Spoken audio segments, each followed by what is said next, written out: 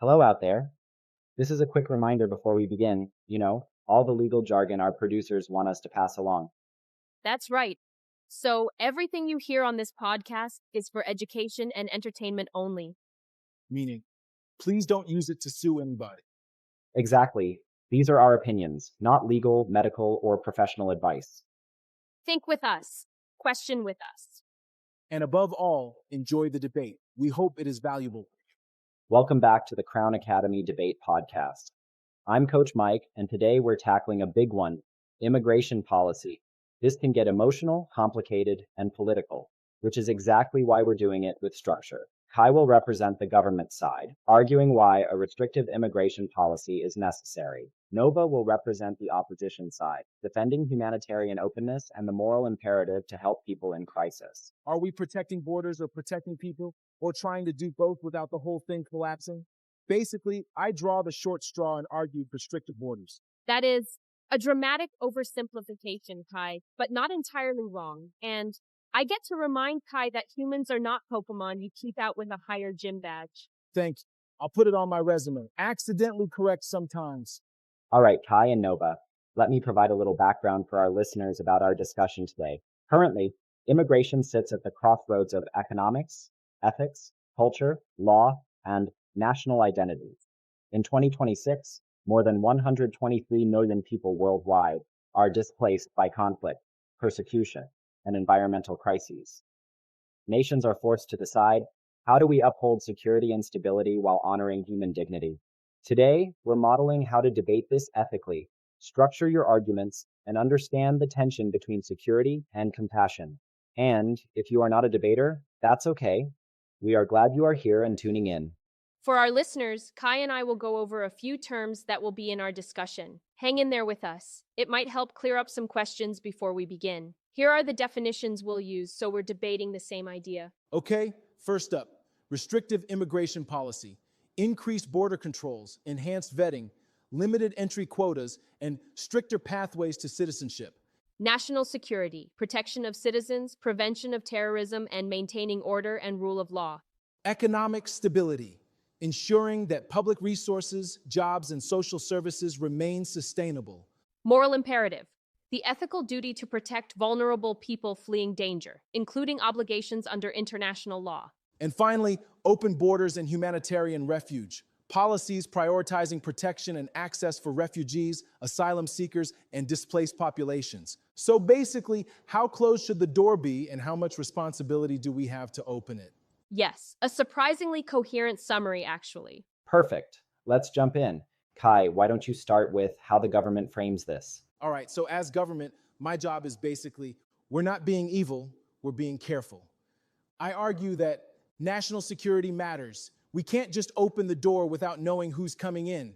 Economies need stability, and schools, hospitals, and housing can't suddenly support millions. And yeah, cultures change fast, and people get overwhelmed. I'm not saying build a wall or never let anyone in. I'm saying let's slow down, check carefully, and don't break the system while trying to save everyone at once.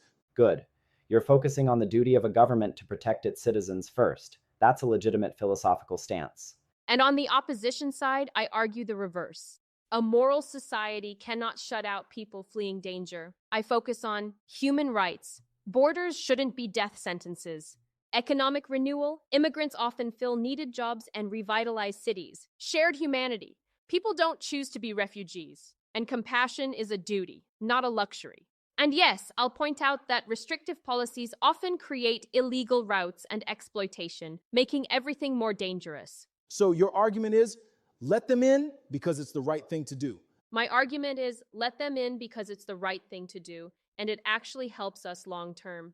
Here's where both sides need clarity. Immigration debates often collapse into slogans, but we're going deeper.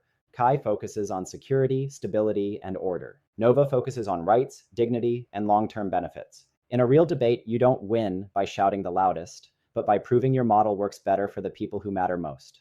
Okay, coach, put me on the spot. Who matters most? Good question, and the answer depends on your side. Government, citizens first. Opposition, humanity first. See? We're consistent.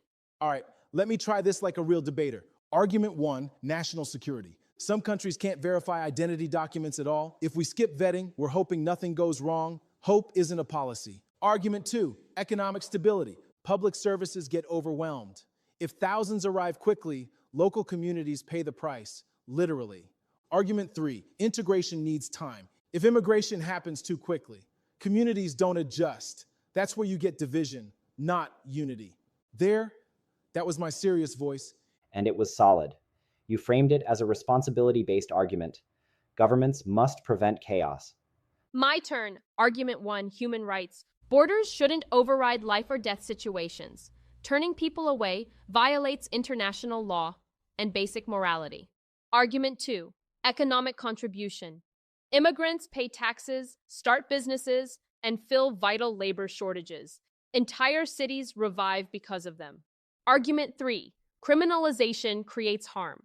Restrictive policies don't stop migration, they make it dangerous. People die crossing deserts because legal doors are locked. Okay, that was compelling.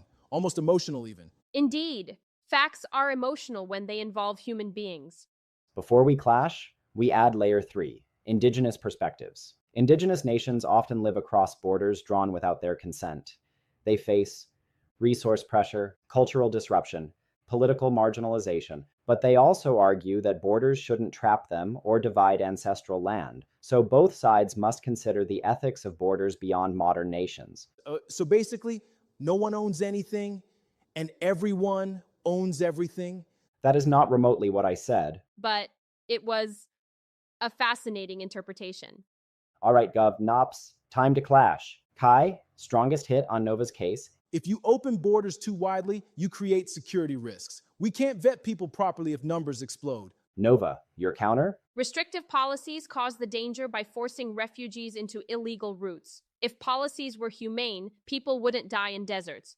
So, I'm saying protect the people inside, and you're saying protect the people outside. Exactly. It's a question of moral priority. And that's the heart of the immigration debate. Security versus vulnerability, stability versus renewal, borders versus humanity. You don't need to pick a side forever, but you do need to understand both deeply enough to debate them ethically. And use this discussion to argue objectively and ethically. Know what you are supporting. Same, Kai. A miracle worth striving for. We are going to add a resolution round. How do we actually fix this? Now, here's something we do differently on this podcast. We don't end on hopelessness. We look for possible resolutions, not perfect ones, but better ones. Because debate isn't just about choosing between two extremes. It's also about designing solutions that combine the strengths of both perspectives. So let's each propose a constructive policy idea. Kai, what's Gov's proposal? All right, my resolution is this: a points-based immigration system like Canada or Australia. You earn points for skills, language ability, education, clean background checks, proof you can support yourself. And I think it gives people clarity. It says, if you meet the requirements, you're welcome. If not, we'll help guide you toward eligibility. Good. It takes the fear out of the equation and puts fairness into the process. My recommendation is to build humane safety pathways, expand refugee quotas for people fleeing verified danger, streamline legal entry so people don't turn to smugglers, guarantee basic protections like legal counseling, create community integration programs so newcomers succeed. It reduces exploitation, supports stability, and respects human dignities. So, if people are going to come anyway, let's help them survive the process instead of punishing them for it. Exactly. Nice. Now, here's mine.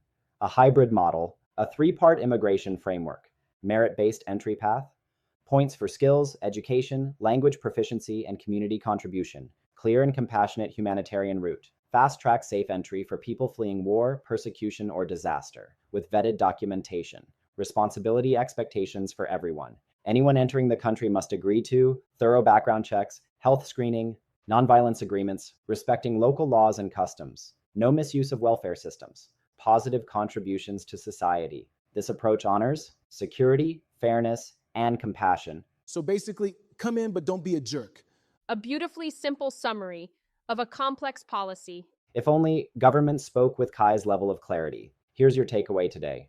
Large social issues don't require extreme positions. They require thoughtful, collaborative solutions. Immigration isn't open borders forever or close everything forever. It's a human challenge that demands human-centered policy. And good debate doesn't just criticize problems. It builds better answers. And occasionally those answers come from me.